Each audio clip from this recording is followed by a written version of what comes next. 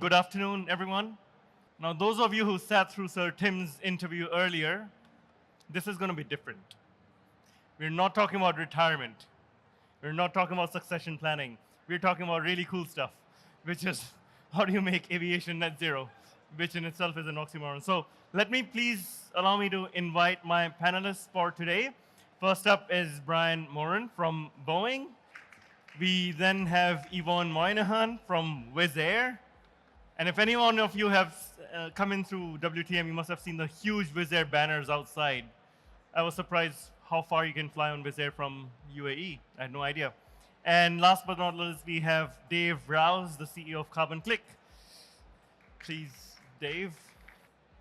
So the panelists here, unlike the previous speaker, have not driven 15 minutes to be here. They've really made an effort because Brian's flown in from Amsterdam, Yvonne has come in from Budapest, Dave has come in from Auckland, New Zealand after missing a flight, and I have flown in from Vancouver. So we've really made the effort to come here because this is an important topic that we want to talk about and we have to discuss as an industry. To set the stage, I would like to ask how many of you flew here for this conference? Keep your hands up if you flew here, or how many of you have taken a flight in the last 90 days? That's better. Keep your hands up if you have paid to offset your flight in any way.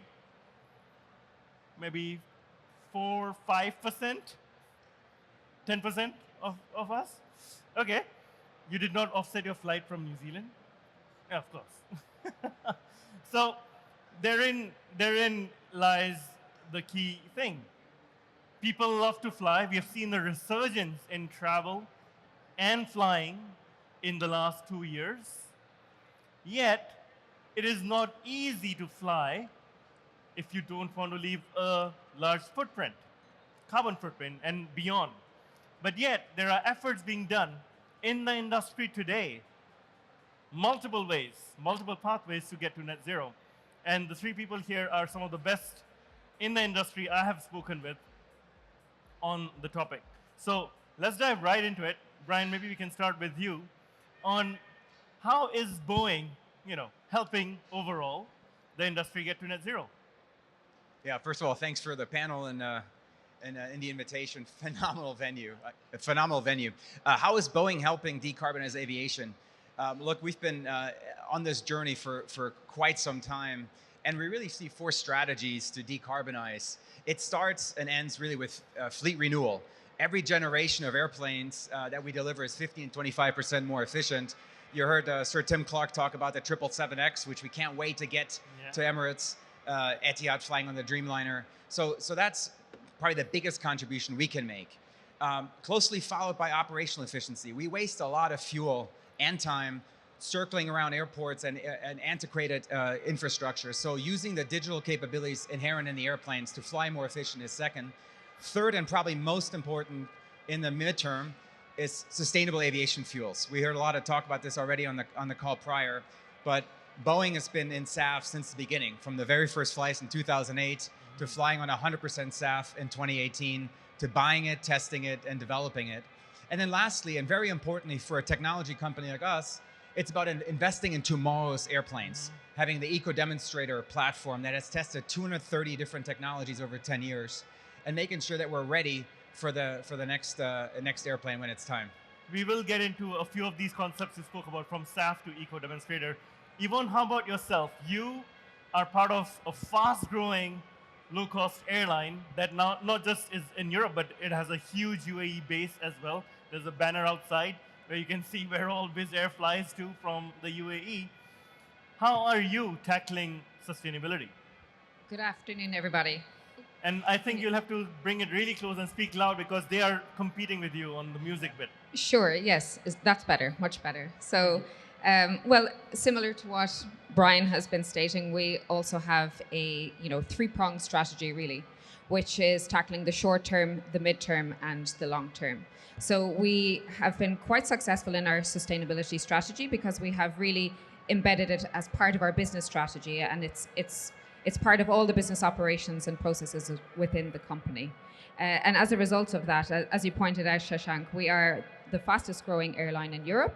And at the same time, we've also managed to have the lowest emission intensity per passenger. So it's quite an incredible result. And that's really due to currently our short-term strategy, which is fleet renewal. However, different to Boeing, we are an Airbus customer. And our plan is based around the A321neo aircraft, which we would say is the most environmentally sustainable in the industry. And it has enabled us to decrease our emissions very quickly in the last year by 15%. So in the long term, we're investigating hydrogen aircraft with Airbus, but that's quite far away. So in the meantime, we will be exploring what we can do in relation to sustainable aviation fuels. And we have a number of MOUs in place with different providers around Europe. And really, that's our focus for the midterm. Okay. Dave, how about yourself? You're of course empowering airlines to tackle their carbon footprint. How do you do that? So one of two ways. I mean, what we do is focus on the offsetting piece. So as you know, airlines work to decarbonise to begin with. There's residual emissions and will be for some time until things like hydrogen and available supply of SAF become both quantifiable as well as affordable. But the offsetting piece is a really valid part of the equation for now, and that can happen two ways. The first way is with airlines, and you see the likes of Saudia and Etihad sometimes will do promotional flights where they offset the entire carbon footprint.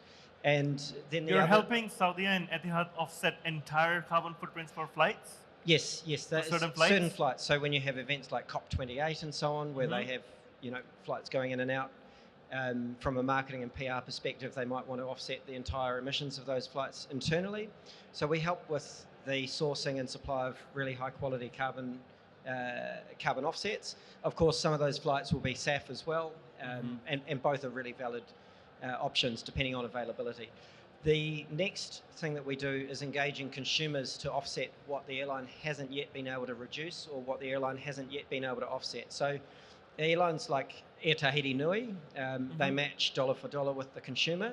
They'll offset if the consumer selects that offsetting is important to them and they want a carbon neutral flight, the airline will pay 50% of that. So it's a kind of a combined approach. So the airline is paying half of the offsetting cost and the passengers are paying the other half? Yes, that's in the case of Air Tahiti Nui, for example. But the other way that we do this is with the consumer having the power to offset their own flights directly. That can be in the booking flow, it can be post-booking flow, and in the case of the likes of Etihad, through the loyalty reward points store. So if you haven't offset your flights and you've had the loyalty points added, it'll give you the option within the loyalty points store to offset using those points. So we do that in a way that's engaging for the consumers. So the engagement piece is really important because it builds loyalty and brand equity back to those airlines as well as satisfying the consumer's needs.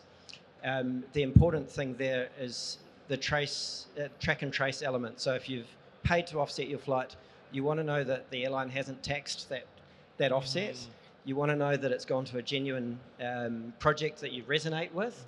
And unfortunately, the projects that resonate most with people are more expensive, but that's an option that we believe settles those who really want to take action from those who just want to pay a small token gesture and perhaps gloat about offsetting rather than actually have a significant impact. So that's where we work, and of course integrating SAF into that offsetting option is a really valid part of the equation, as well as you've mentioned before, Yvonne.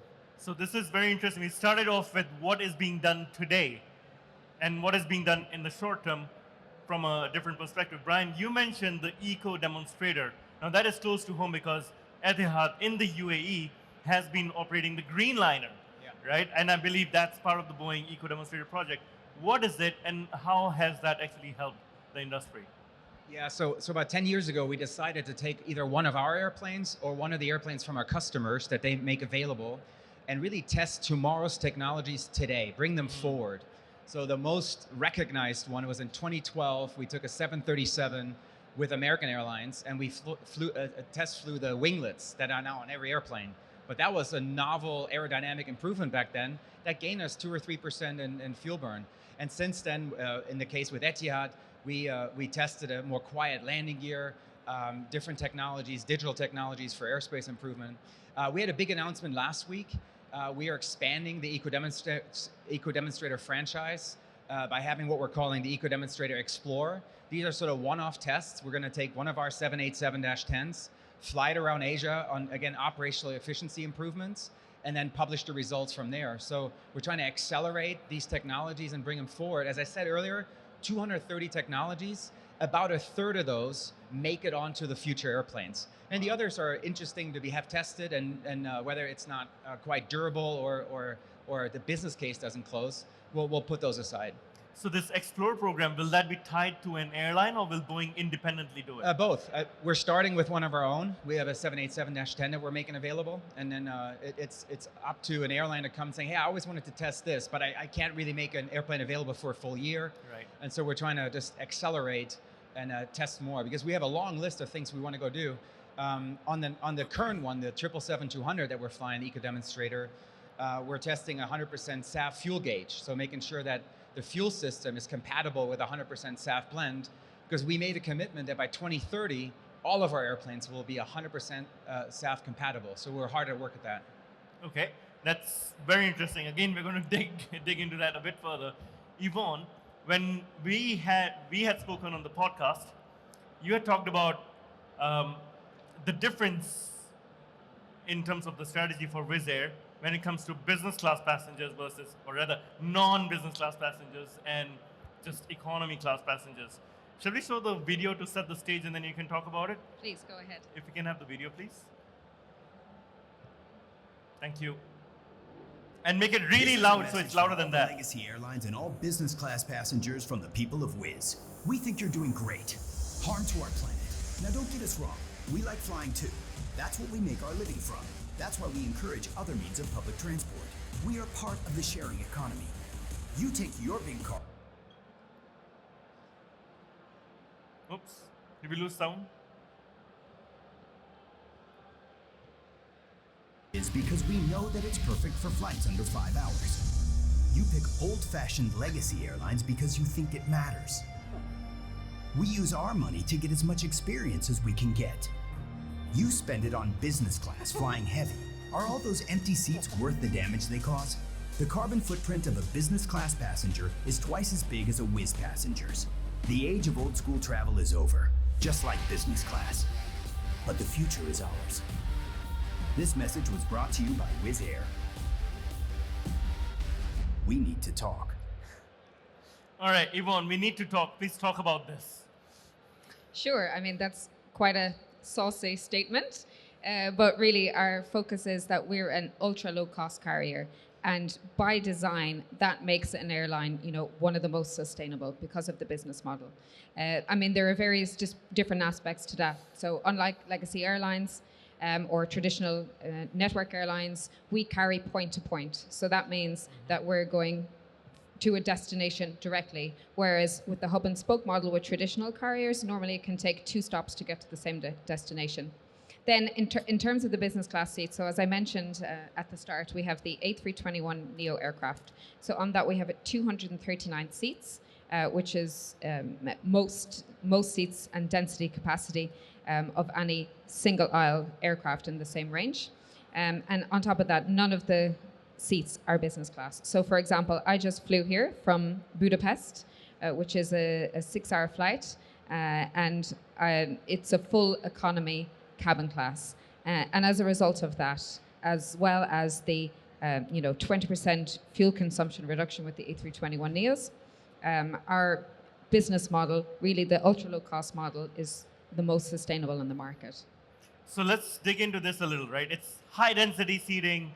You pack in a lot of people on the planes, and the Maxes are doing this as well. If you look at Lion Air in Indonesia or SpiceJet in India, you're squeezing people in, and sure, the per person carbon footprint goes down. But one of the things that was interesting was post-pandemic or during the pandemic, you actually grew as an airline. By 160% currently. Exactly. You're 60%. 160. 160%. is the growth. What does this do to the carbon footprint? Do you grow and carbon footprint goes down or goes up? How do you tackle that? So it's an interesting concept, and how I like to describe it as decoupling. So on the one hand, we're lowering our intensity, and right now that's because of fuel efficiencies and flight optimizations, and of course our fleet renewal plan. And so what we have to do is decarbonize faster than the rate of our growth. So we're laser focused on technologies and what are available right now, and we're investing in that technology so that we can help accelerate the decarbonization. So as I said, it's this, we just need to race to decarbonize faster than our growth. And so far, it's working. Glad to hear that. Now, Dave, you have been running a few projects with Etihad Airways, which is the home airline here in the UAE, including, I believe, a corporate loyalty program, Conscious Choices, including a significant offset program. Tell us a little about your collaboration with Etihad. Yeah, so the collaboration with Etihad started with the traditional, offset at the point of sale model. Etihad were moving from one operating platform to another, so we had to find other things that we could do while we waited for the technology to be available to plug into and waited for the engineers to do that side of things. But what we did uncover through Collinson, who run their loyalty scheme, is that there was a big demand for people to use non-cash components to offset those flights. So they could use loyalty points or miles to offset their flights. Yeah, and so that actually drove a really high uptake. So people, as a percentage of the loyalty store, had a much, much greater percentage that would click to offset than people spending their own money, which seems natural enough. And that's expanded into some other programs as well. Etihad have their fingers in other pies beyond just the air travel. There's also cargo, and then there's also some ground operations as well that's expanding out into. And that's the beauty. The next stage would be multimodal transport journeys, including when you're booking end-to-end, including flights, hotels, and so on. That's a little way into the future, but I guess the key thing there is that Etihad wanted to have real tangible impact and be able to prove that to their customers instantly. When you prove it to those customers instantly, so even if you're booking or offsetting through the loyalty points store, if you get an instant track and trace receipt from Carbon Click showing that we've received that money from Etihad, we've deployed that money to these projects, and you can account for that on the United Nations registry or wherever the projects are hosted, that makes a tangible difference to those customers deciding to book with Etihad again next time. And that's been really great to see. Soon it'll be live on the booking flow as well after they've moved to their new GDS system. Okay, that's very interesting, and I'll be curious we'll talk a little later about SAF as well. But Brian, I'm curious to know, one, Boeing's big bet on SAF, and also where the UAE fits in, because I believe there's a lot of work you're doing with the country here as well. Yeah, I think you have to start with your environment. Just look around you. So globally, 4% of GDP is associated with air travel. In this country, it's 13. 13? 13. 87 million jobs around the world are associated with air travel. Here is 1 in 10. So this economy relies on aviation. And again, just look around you. Yeah. None of this would happen without airplanes and aviation. So I think there's an inherent self-interest for this region to continue to grow aviation. But what I'm very proud of is they're also mindful of its carbon footprint. First to declare net zero 2050, hosting COP this year of sustainability, hosting the CAF, the ICAO conference. And so what we see, and having done this now for quite some years, the perfect constellation of sort of government interest, some of the R&D capability with Khalifa University, very active partners in Emirates and Etihad, but also the potential around power to liquid. Last year, we did a study with the World Economic Forum to look at the potential for PTL, and that's basically taking renewable electricity and producing jet fuels. And it showed us that scaling, because of all the investment in renewable electricity and nuclear here, the ingredients, so electricity as a feedstock, is abundant. That potential by 2050 is for 70% of SAF to come from PTL here in the region because there is limited biogenic feedstock available. So we're quite enthused. This week is full with meetings with government entities and other industry partners to see on the road to COP how we can collectively support this ecosystem in scaling SAF. So you said 70% of SAF will be produced from the region? 70% of the UAE's jet fuel need by 2050 could be sourced from power to liquid based on sort of the trajectory of renewable electricity and the capability here. Wow, that is a very significant statistic, 70% by 2030. 50. 2050, yes. Okay. That makes sense. Yvonne, you've just invested, I believe, in a SAF startup or a SAF plant. Tell us what's Wizz's strategy and why own, in traditional words, a refinery or a fuel uptake is vertical integration, isn't it? Sure. Well, we have, just to explain, 4 different airlines. So we have one in Hungary and Malta, which are in Europe, one in the UK, and one in Abu Dhabi, of course. And we have a SAF strategy, but because the EU is really a standard setter in climate policy, we have started our SAF journey, if you will, within the EU. So from 2025, the EU has set that there will be blending mandates. So all airlines will be required to use sustainable aviation fuel. So getting ahead of that, we have a number of agreements with CESPA in Spain, Neste, OMV in Austria, to supply us with offtake agreements for when those mandates come in. And also thinking ahead, we put equity into an investment. So we have put £5 million into a company called Firefly, which are based in the UK. And they're a SAF producer. Well, they will produce SAF by 2028, and they're going to convert sludge into sustainable aviation fuel. So it's a really exciting opportunity. So, and if that's successful, and because of the real limitations in relation to accessibility and cost, which is crucial, we will be looking into more opportunities like that as they become available. But it's really essential that airlines and OEMs and that the industry get behind SAF production, because there's such limited availability right now that really it needs to ramp up. Yep, and this is very encouraging to see a low-cost airline also investing in a SAF startup, basically, not just large legacy airlines.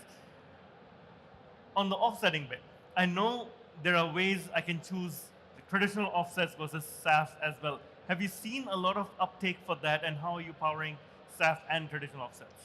Not a huge amount of uptake when we've done customer trials in the SAF space, but that's because of the prohibitive cost of SAF if it's recognised as a true cost. And we've seen lots of airlines tackling this. Lufthansa, I believe, was the first. And I think the Etihad Airways kind of approach of the airline subsidising that might see that uptake driven much higher and be able to be used in a promotional way. Of course, as we get scales of economy with SAF, as Yvonne and other leaders in the field are trying to promote, that cost will come down, and we can choose to offset a significant part of the flight by converting your fuel to SAF. Mm-hmm. Okay. Brian, once you finish your water, one of the important things, I remember being with the Boeing leadership at Farnborough last year, and there was a big announcement where you announced a tool, which is a decision-making tool to help airlines make better decisions. And I'm going to go down here, but I would love for you to talk to us about Cascade, and if you're up for it, we can play the video as well. Yeah, if we have the time, we have the video, it sort of speaks for itself. But just to set it up, we saw a gap in that the total climate impact of fuels was not being considered. And that's both for SAF, but also for electricity and for hydrogen. Because you have to look at the total life cycle, both its sourcing, where's the fuel coming from, and sort of non-CO2 emissions. And so what we've done is we built a climate model and a visualization tool that allows you to take fleet renewal, operational efficiency, SAF, and advanced technology and play with it. It takes a year in 2019, every flight that happened that year, and it allows you to model, well, what would happen if I had enough SAF? And it shows it. What would happen if I introduced a hydrogen airplane? So if you have the technical capability to show that video, we can do it. Yeah, maybe we can play the video, please. We introduced the Cascade Tool this week at the air show. That was a way to bring strategies to life visually with a way to do what-if scenarios. Using a modern web app that's also technically credible and has a lot of grounded Boeing engineering data in it. What it is a way to visualize the air traffic system of the world and look at the tracks that are in the air every day. We picked a day and a year in the life of aviation, and then we showed how we could implement these things: fleet renewal, operational efficiency. What would it mean if we had enough SAF to fly all those flights with sustainable aviation fuel? And what would it mean if we entered a new airplane in the future that was electric, for example, and show them the effect that can have on the carbon emissions of the industry. So we're also collaborating with universities, with regulators, and with other industry partners to make Cascade a tool that can be used by everyone, for everyone. But we're going to continue to refine it. We're going to add a projection mode that lets Cascade go out to 2050 and lets people make determinations about when do they think something might be available, how fast will it scale. And we can show people what's really most effective by 2050 to reduce carbon emissions. We have really hard questions ahead of us. We're going to have to make difficult choices, and Cascade can help us to determine which of those pathways is the best for us to take, so the sooner we can get towards a sustainable future for the aviation industry. So it's been a while, Brian, since that was introduced. Have you seen take up for it? So we've been, if you will, beta testing it. We had sort of a prototype at Farnborough. We've been working with some pretty high-powered academic partners on it. And we have a forum in Seattle on May 16th, 17th, where there'll be more news on it. So we're ready to show it to many, many more people. Fantastic. I'm looking forward. Even before I go to you, I'll come to Dave first, because yours is a technology tool as well. Brian's focus, or Boeing's, focuses on transparency, right? And putting all the data out there. Yours too focuses on building trust and transparency. Can you talk a little about why transparency is important from a tool? Yeah, it's important because everyday travelers are skeptical, particularly the journeys that they've been on with airlines. By the time they get to the tail end of the booking process, and they've been asked to pay for their seat again, they've been asked to pay for all sorts of add-ons. By the time they get to that little carbon option, they've lost a lot of trust in the process, and they think it's another sales tool for the airline to make revenue, which is not the case in most offsetting programs. But you have to cut through that trust issue. And the problem with traditional carbon offsetting programs is you're left with your carbon offset dollar going into a black hole. It says you've offset your flight, but you really don't know. Where does it go to? Exactly. Some mangrove in Madagascar, which I've not heard of. Yeah, absolutely. And it's hard to trace that information to see that the mangroves in Madagascar have received the money, or that the project exists, or any of that. So that's really what we bring front and center, is making sure that that's transparency, knowing that your dollar has been accounted for all the way through to that project, and you have all the information on that project, all the due diligence. We do a lot of auditing ourselves to make sure that that project is additional, it's permanent, because there are a lot of pretty poor quality projects out there, which we have a lot of advocacy around raising those minimum standards, which would weed out a lot of those projects. That's where the trust and transparency has to come in. The audience has to be connected to it, trust the process transparently, and fall in love with those projects so that they want to do it again and support those projects, support the offsetting program next time that they go to offset, or next time they go to fly. Right. Yvonne, over to you. We are talking about trust and decision making. Given you're in a low-cost airline, I don't believe you have a 100% team. So how do you decentralize decision making around sustainability? Because I remember we spoke about, how do you engage the young workforce you've got at Viz? How does that work within a low-cost airline? Yes, so the sustainability team is a very small one. So it's me and 2 other people. And then what we do is we are a coordination body. So we leverage that and engage the rest of the company. So we have a couple of different organizational frameworks in order to do that. So, first I'm looking at my colleague here from the communications team. So we have somebody embedded in comms for sustainability. We are a UK listed company, so we have a board of directors, and part of that board we have a sustainability and culture committee. So the sustainability committee is really, monitoring the strategy that's set by the ESG team. In addition to that, cross-functionally, we have a sustainability council. So that council represents every business function within the airline. So we have customer, operations, even finance for reporting. So all bases are covered. And as a result of that, we take feedback from different departments. We have what we call Wizz Air Academy, where once a year I give a talk to people who are, let's say, high flyers within the organization. And within those forums, we collect information. And so that's how we're lean, and we leverage the work of everybody across the airline. You talk about this Green Council. What is this Green Council? Sustainability Council. Sustainability Council. It's a sustainability council. Who's part of it? How does it work? So it's a representative from each of the business functions who report back on their various sustainability topics. So, for example, the customer team might be assisting in waste programs on board, and that will be reported back. And then that's fed back to the senior leadership team, including the CEO.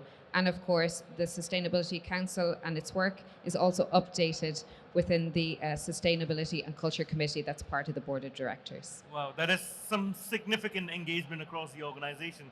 Now, we have discussed a lot about what's being done today to address the sustainability challenge. I want to transition a little to long-term and the future. And I know, Brian, Boeing every year releases this long-term outlook, for how many thousands of aircraft will be flying in the air. What is the long-term strategy for making flying greener or even net positive, not just net neutral, from Boeing?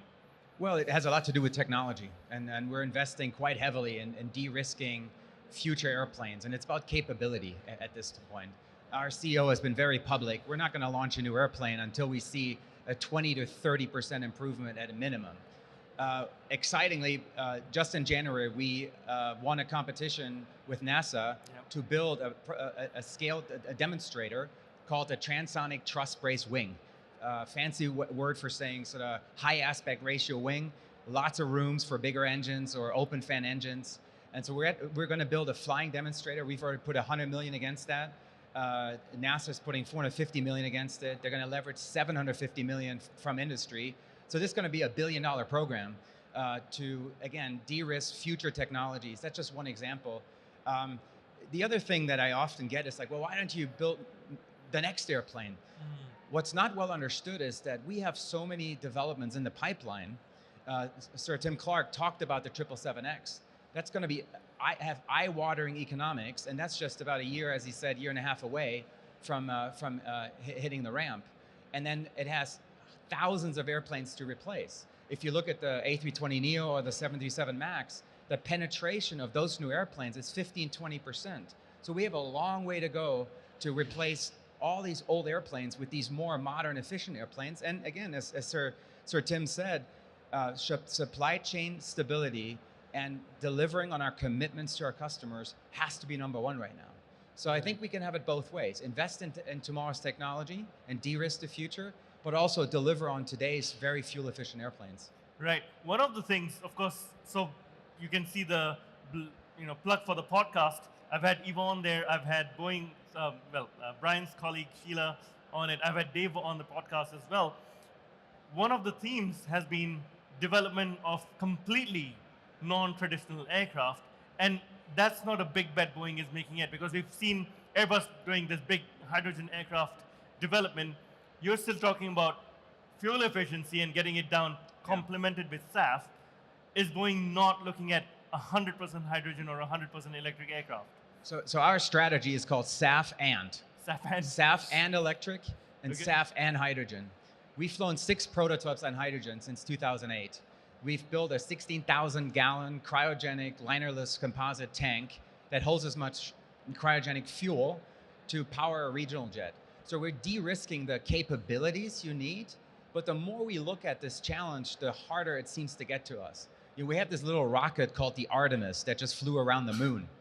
If you paid attention, that that launch was aborted multiple times because hydrogen is so leaky. It's the smallest element in the periodic table.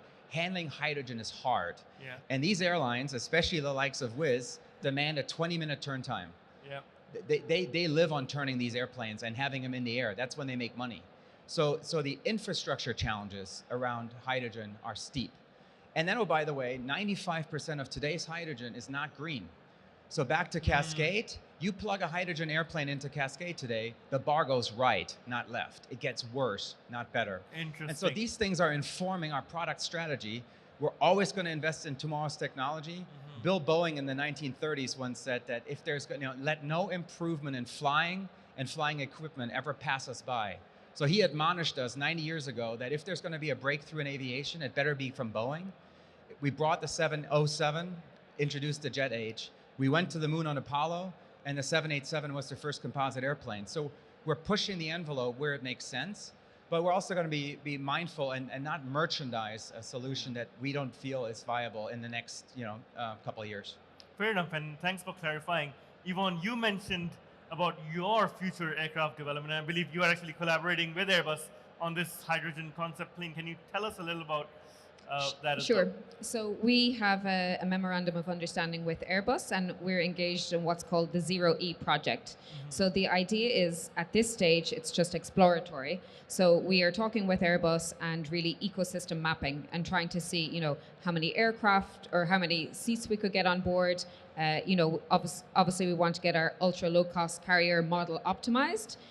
So right now we're exploring how that can be done. But I mean, the thing is that it's not likely that we will have this aircraft until 2040 or 2045. So it's a long way. And I mean, it's a technology challenge. And then, of course, once you've the technology solved, then you have an industrialization challenge. And of course, ultimately then, what will the regulatory framework look like? So there's also that. So right now in the EU, we have the Fit for 55 files, but for hydrogen in the future, a whole new set of legislative initiatives will be required, and of course incentives as well. So it seems like pie in the sky right now, but I think that we have to start early and really start exploring that technology, and as Brian said, pushing the envelope now. So the challenges Brian spoke are pretty real, and it's about overcoming that and building it. Shashank, the other issue is there's about 24,000 airplanes in the air today. Yep. That number is going to double in the next 20 years. So those are going to be conventional airplanes. Yeah. And to decarbonize those and to get on our trajectory to net zero 2050, they're going to have to fly on SAF. SAF at scale. RefuelEU, the new mandate in Europe, mandates 70% SAF by 2050. That's sort of roughly what we're looking at. And that's why we've been so vocal on de-risking SAF and making sure our airplanes are 100% SAF capable. That's why we're so proud with Emirates just a couple of months ago. We flew the first time on 100% SAF on one engine and then did some testing on the emissions. So that's really investing in the here and now and proving that it's possible. Wow. Let's talk about costs then. SAF is more expensive. Dave, maybe you can chime in. When I was coming in, I flew in on British Airways from Vancouver, and I was offered two options by British Airways to offset my flight. It said traditional offsets, or there was another button, offset plus SAF. And I clicked on the SAF option, and I was concerned because the cost of SAF for my flight was more than the cost of my ticket. So guess which option I chose? The not SAF option. Dave, you've helped airlines get both the traditional options as well as SAF options. SAFs are much more expensive. I would love for you to talk a little about this price difference and perhaps who should be paying for it. I mean, it's that scale of economy at the moment. We need to ramp up SAF production, like Yvonne mentioned, and that's going to take a solid 5 years before we have, maybe longer, maybe 10, before we have reasonable volumes. The last estimate was that 6% of the SAF requirements could be met by 2030. So, we've got another 94% of the way to go. Anything between now and then is upside, but because we can only produce such a small amount of it and it's in high demand, the cost of it is phenomenally high. And that partly recognises the production cost being quite high, depending on what the feedstock is. But secondly, it also represents that supply and demand. Consumers want it, but they're not prepared to pay the full cost of it. So I think there's a happy medium where if an airline wants to contribute, perhaps the airline can go halves at least on that SAF option, so that it encourages, perhaps it's half the price of your ticket, not more than the price of your ticket. But we've still got a long way to go. I think possibly another 5 years before we start seeing affordable SAF options that work for the airline and for the consumer. But we have to keep pushing towards that. Until then, I'm hoping that airlines can cover the cost of SAF for me when I'm flying. Now, I'm cognizant we have about 5 minutes left. I would love to hear from the panelists. One, what is the biggest challenge you feel we need to overcome as an industry to get to net zero? And finally, what gives you the most hope for the future of sustainable aviation? Maybe you can start with Brian. Whoa. Well, on the hope side, we just launched a partnership with Amadis yesterday. It's an NGO that works on science, technology, engineering, and math. So investing in the next generation. And we launched a 3-year program called STEM for Sustainability here in Dubai. And just spending a lot of time with the next generation, except for the ones that glue themselves to the roads in Europe. It is just eye-opening and it's rewarding. I have a 5-year and 8-year-old at home myself, and they're committed. They're interested. They're passionate. It's sort of in their DNA. They ask the questions. They want to be part of the solution. So that gives me a ton of hope. In terms of challenges, look, I think again, it's both a challenge and I'm hopeful because this industry has taken this seriously from the beginning. If you look at Corsia, the offsetting scheme at ICAO, we're the first sector in 2009 that voluntarily proposed, hey, we're going to have some residual emissions. Why don't we offset those? And why don't we put a gold standard in place so that those offsets are real and verifiable? So yes, this is challenging, but so was going to the moon, and so will be going to the Mars. That's what we do for a living. So I'm actually quite optimistic. Okay, fair enough. Thank you. 5 and 8. I think you'll be raising a few Greta Thunbergs because you live in Amsterdam already. Didn't hear you. Just point about your kids. Okay, got it. Yvonne. Yeah, so, I mean, I'll chime in with the hope as well. And I really believe that aviation breaks barriers when it comes to revolutionizing technology. And when you just think of flying itself, it's still quite incredible every time that I fly in a plane, how it's carrying 239 people so efficiently in the skies. I think the biggest challenge in the short term is the availability of sustainable aviation fuel. So we can have the SAF plus, but we need the availability of SAF and of course the cost structure as well, because right now SAF is 3 to 5 times the price of conventional jet fuel. And I'm hopeful for the UAE to come on board with some policies and some initiatives, because I think that there's great landscape for initiative here and opportunity, because as I can see with the local airlines, while there's no mandates here, the airlines are really thriving and getting ahead of even European competitors to try and do the right thing and to be responsible. Thank you. Dave, what do you think? Yeah, from my perspective, I mean, just as an observer, I'm formerly a commercial pilot as well, but there's a lot of still low-hanging fruit out there that I think a lot of airlines are not tackling well. And this low-hanging fruit is everything from working closely at a government level with ATC of those regions, particularly in the Middle East. I've noticed, if you look at the different Emirate states and how the ATC interacts with each other, convoluted flight paths, long holding patterns, long taxi patterns. So there's a lot of efficiency gain that could be had there, as well as some pilot training as well around that. So we've still got a long way to go until it's a globally, we've capitalised on the low-hanging fruit first. I know a lot of airlines put a lot of effort into operational efficiencies with the best that they can, as well as advancing those technologies. But, you know, from our personal perspective, the offsetting and funding that meaningfully can also fund the development of SAF as well, where it's selected. So we've got to try and promote that as hard as we possibly can. Right.